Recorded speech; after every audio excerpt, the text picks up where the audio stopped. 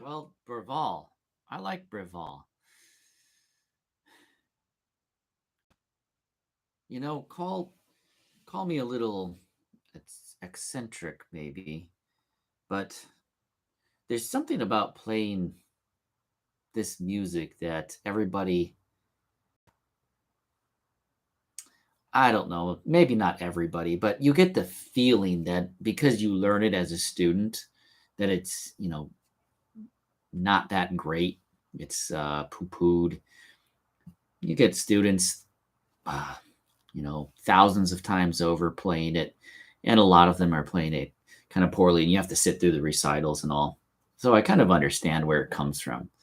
But I get kind of excited about playing all this music that I learned as a student and doing it again and, you know, making it sound better. I'm confident it's better than it was when I was a student. Now, it's not exactly professional level playing. I know that. Uh, and then going further, exploring the music around the ones that are learned as a student. Like this sonata, it's the first one out of a set of six. And as a student, you learn the first and second movements of this particular C major sonata. And you learn a lot of very useful things from here, counting technique, going back and forth between doubles and triples, and it's almost all in the first position. Uh, As you go on in the sonatas,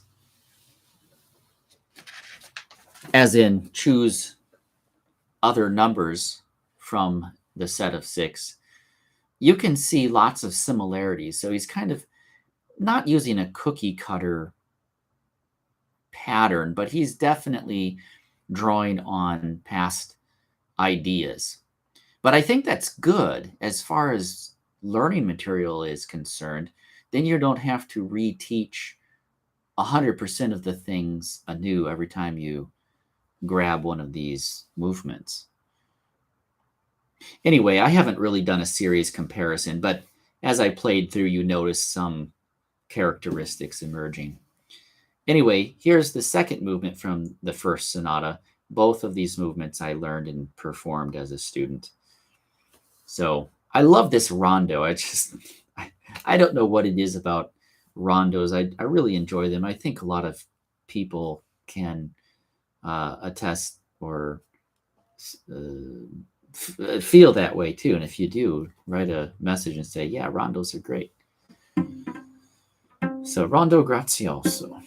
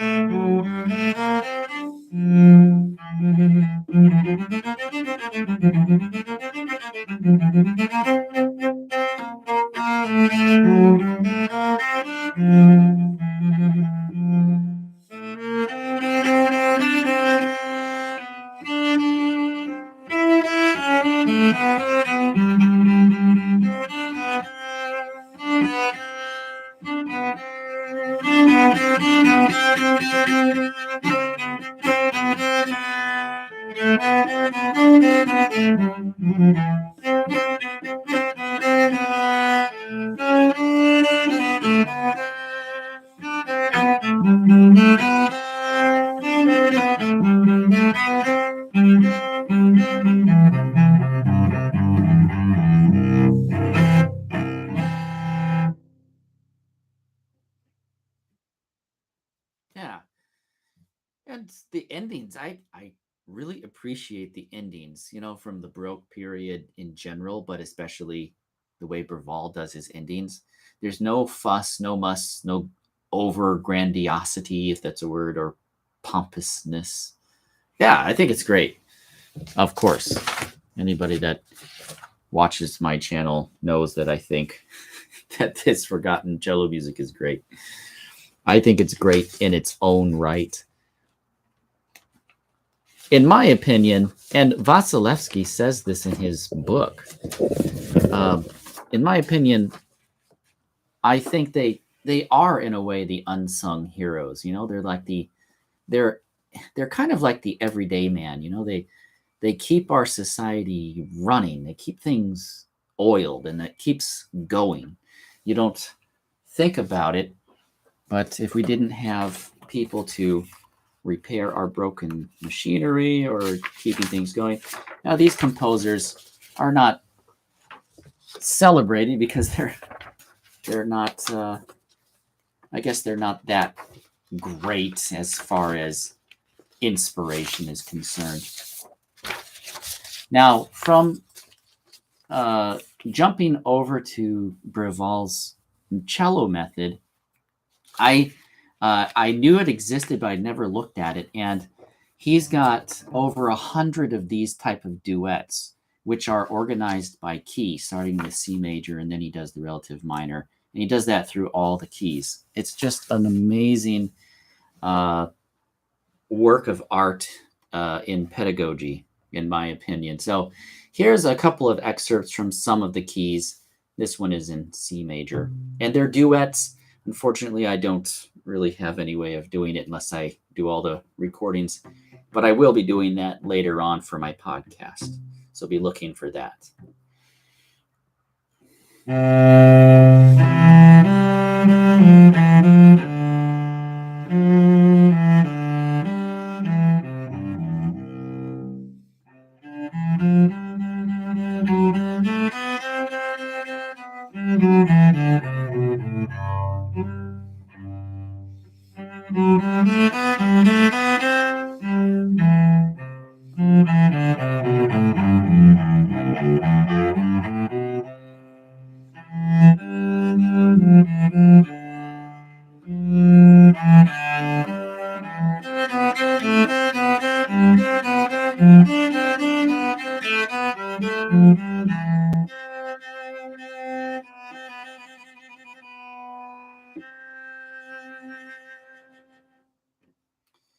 And thanks anybody for stopping by. I appreciate your company.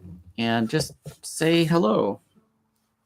Feel free to just say hello. I never make a big deal about it, but maybe you want me to make a big deal out of your presence. I can do that too. I'm tend to go a little over the top, so I shy away from making a big deal out of those things.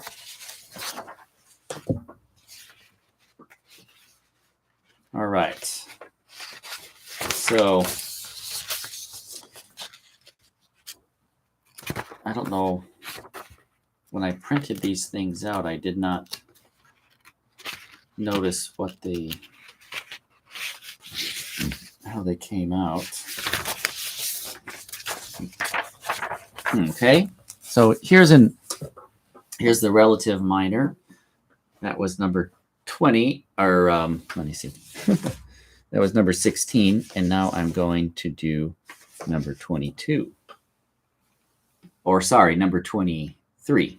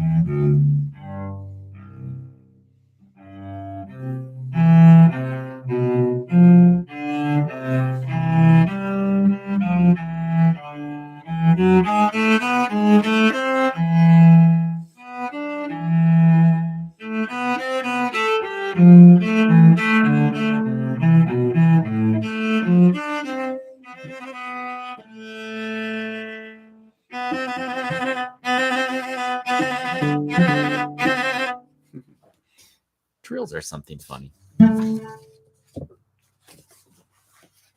Okay.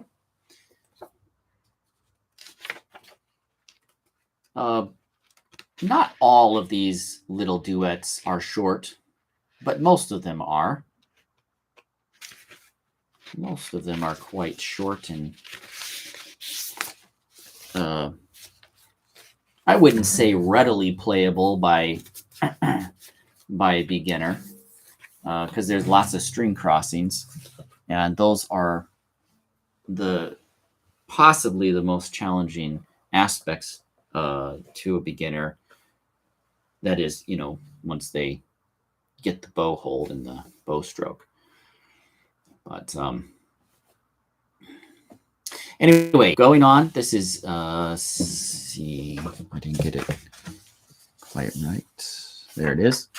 G major. Now we're up to number 33.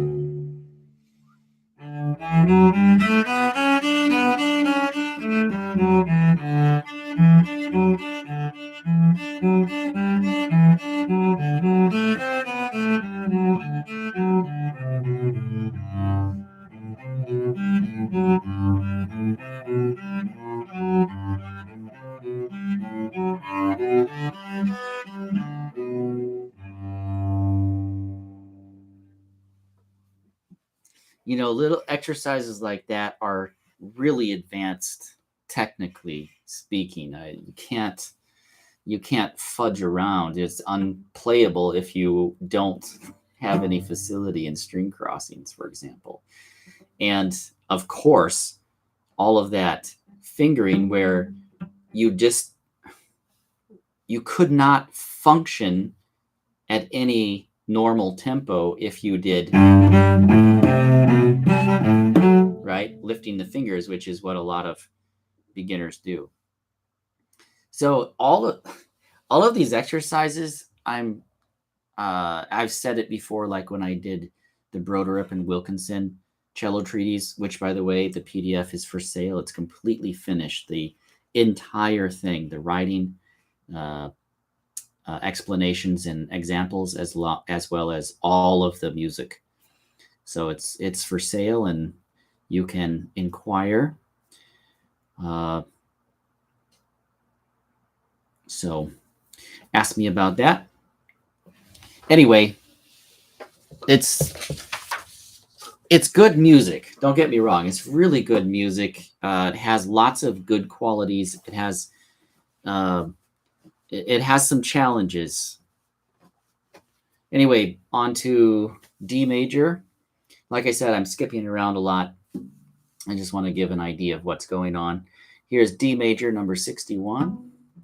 Oh, and every key has something like 5 or 6 pieces inside that key, or etudes or duets or whatever you want to call them.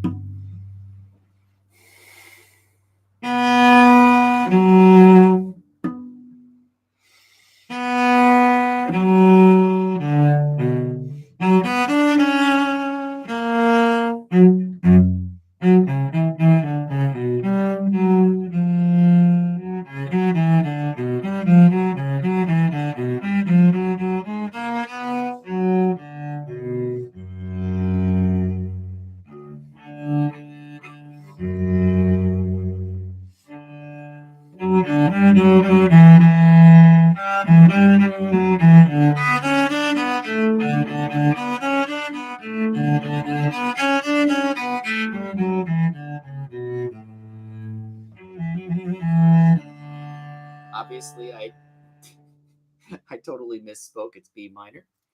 At least it's a relative key.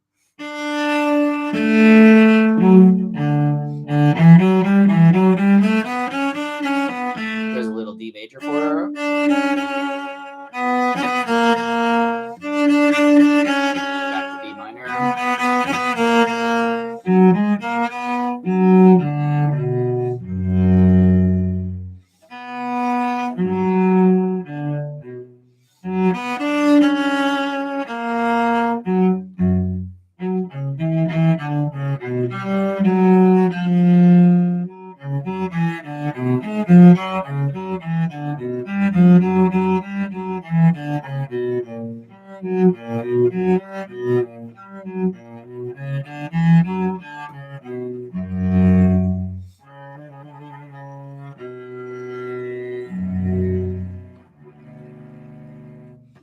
occasionally you find these little figures that are extremely musical, and I would say anybody that's a composer could be able to utilize this in their music in some unique way.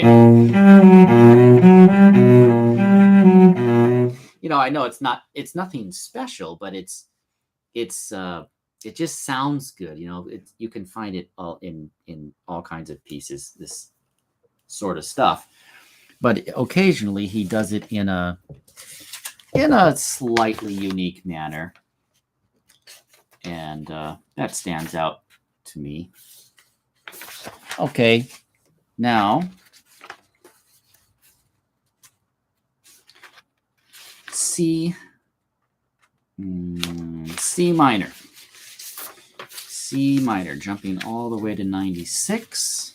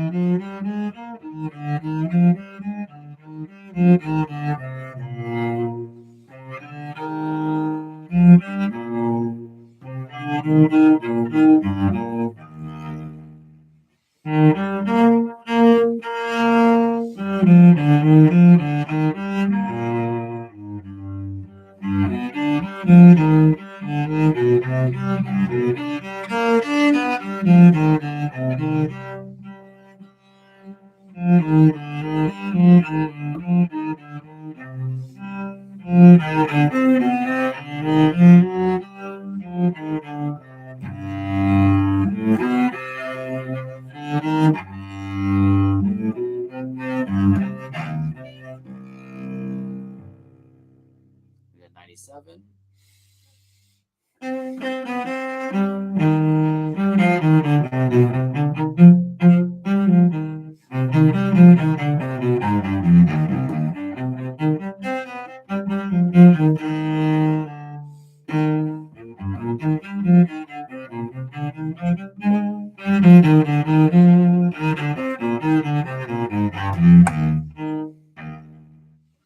And just the first half. No, number 45, the last two. Number 45 is into a new level. So I just finished playing the initial level, as he kind of puts it, beginner, I guess. Now he goes into a new section where he has already introduced some numbers before the tenor clef. So I'm reading, it's mixed between tenor and bass clef, those two. So here's 145 in A minor.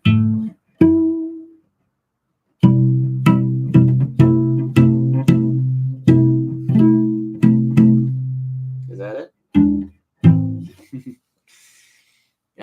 A nice little andante in 6/8.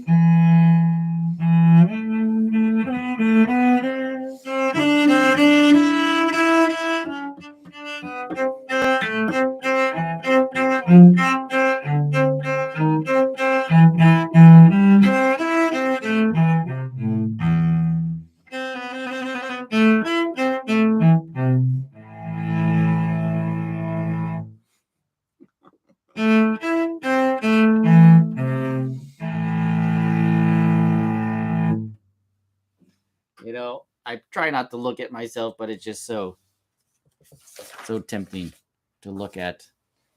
I'm not looking at myself. I mean, I'm looking at the cello, looking how I'm sitting and all.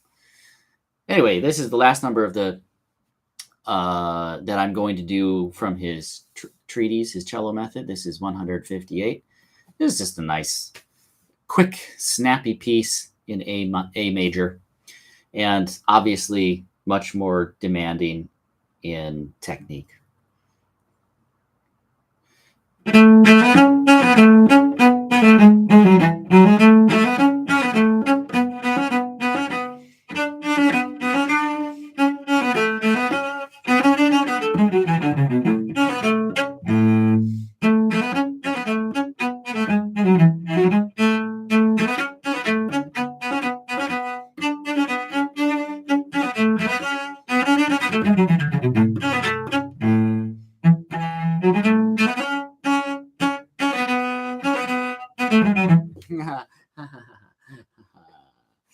Funny.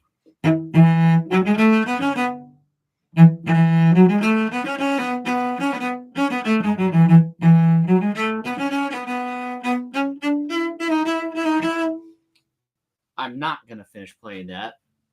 I mean, yeah.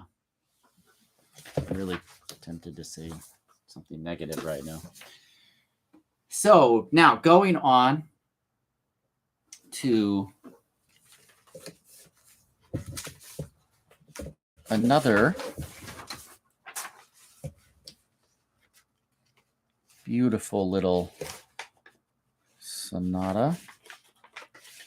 I'm really tempted to just explore all 6 of those intermediate level cello sonatas.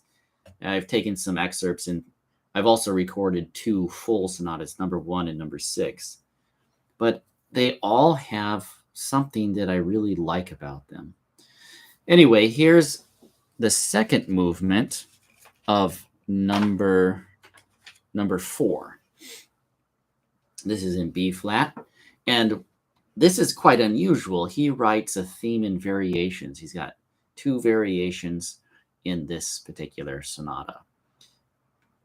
Something I think that doesn't happen enough in student works are variations. It can really teach a lot in terms of creativity. So you think about the theme in different ways rather than always having the same thing in your head.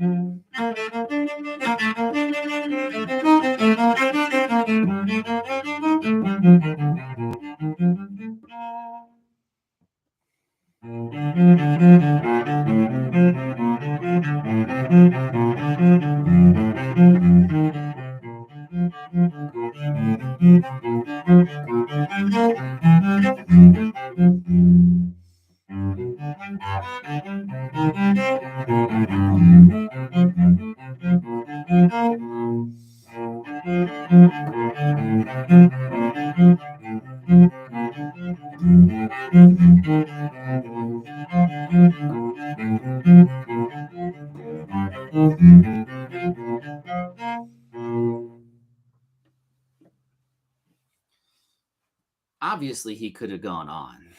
There's no doubt that he could have just done another two, maybe three or four even of these. But I think I get the point. He wants to keep these sonatas short and succinct. So he'd refrain from going on to a minor episode of the theme and then making it more florid or making one of them uh, slow and beautiful, like a cantabile, for example.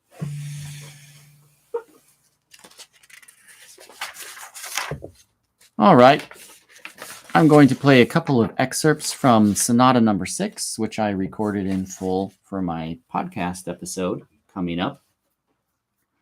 It's already been a month since I posted my last episode. It just goes so fast, and kind of spreading myself a little thin doing all these things. But I hope that I can get it out in the next week. I'm really going to give it my best to do that.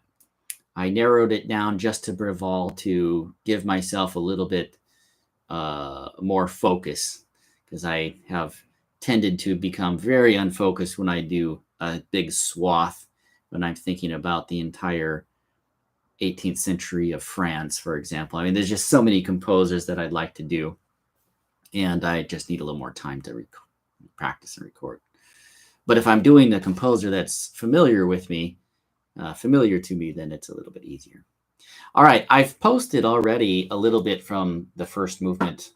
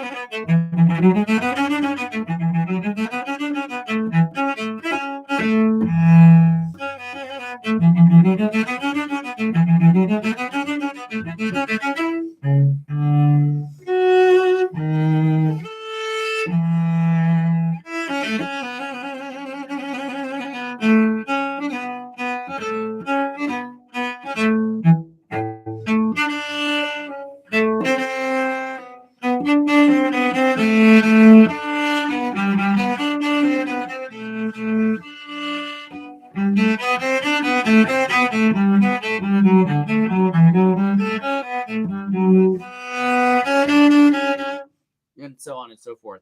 I happen to think that's a really good piece for intermediate students that are looking to go back and review some techniques in the first position. If you've gone on to some upper positions, not upper positions, but all the way up to fourth position, and then come back and do something like this, where you're not required to play very high, second, third position usually at the most, but it's quick, it's exciting, and it has I do think that it has a lot of performance potential. It could be exciting, but it also does a lot to train this.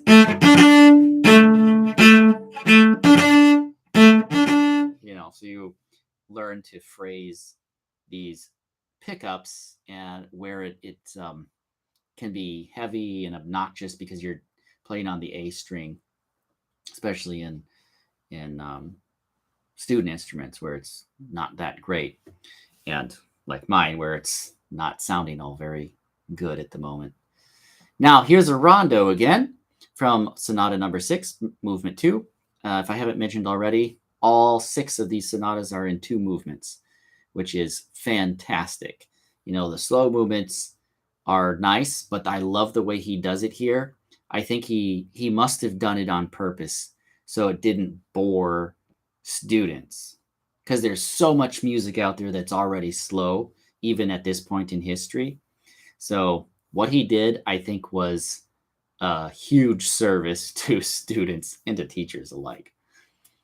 Anyway, here's the rondo, just a little bit. I'm going to play the first phrase and then jump over to the section section C, and show you the difference. I love this about this rondo in particular.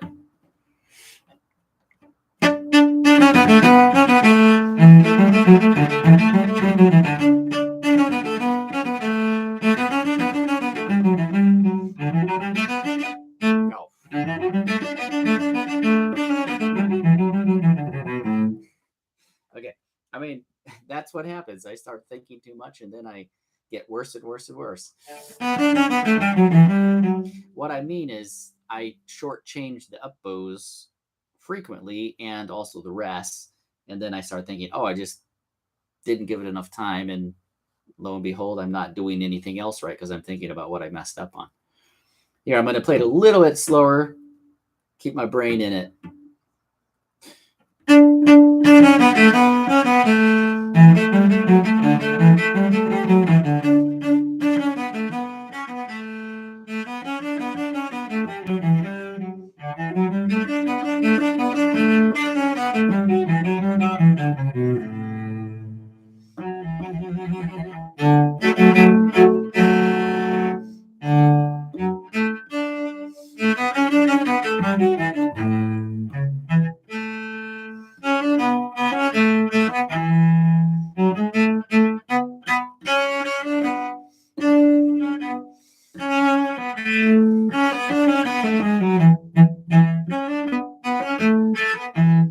going to stop there. I went on past into the second phrase because I really like the second phrase even more than the first.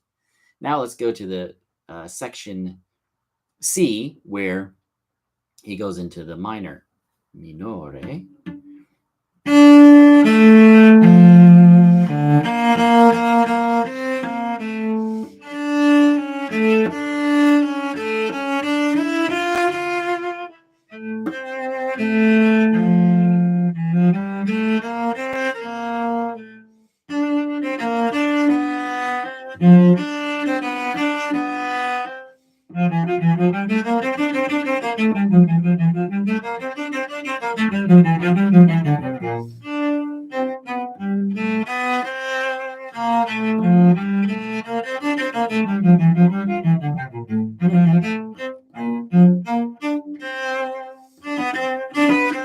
I love that.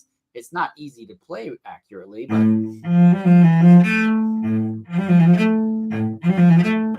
you really need to move your fingers over to the D string to get it. Or bar it.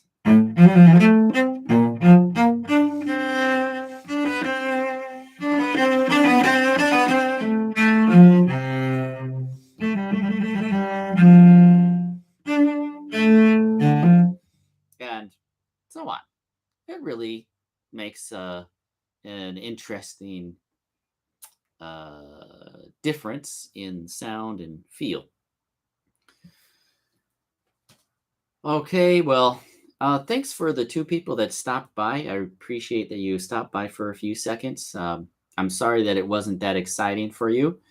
But yeah, I know this is a real niche place, and I'm playing everything quite slow and probably a little sloppy for all the experience that I do have.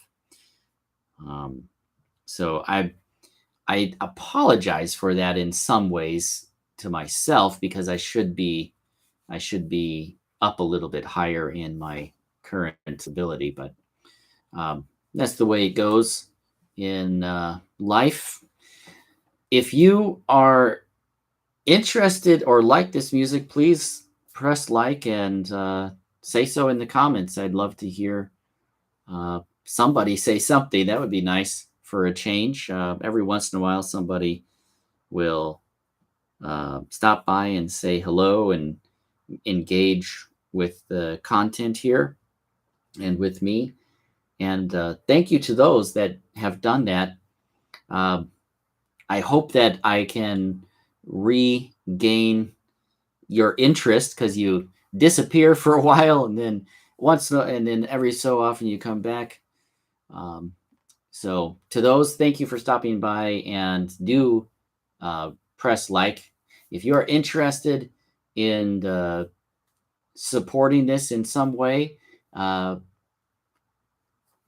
which would enable me in the future, once I get enough subscribers and enough supporters, to put my efforts full time on this and practice better, and also get my cello fixed up so it sounds better.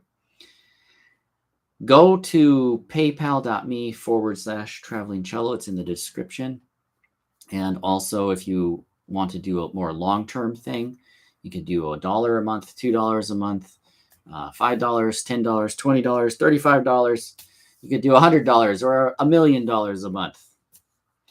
Anyway, there is special patron specific content there that I've uploaded to some tiers, some levels there. A video, and there's some PDFs associated with those tiers once you're a patron. And you can also get a mug with a picture that I've created myself placed on there. And I think a t-shirt is available at the 25, I think it's the $25 a month level, or tier as they call it. Thanks so much for watching. I hope you have a great weekend.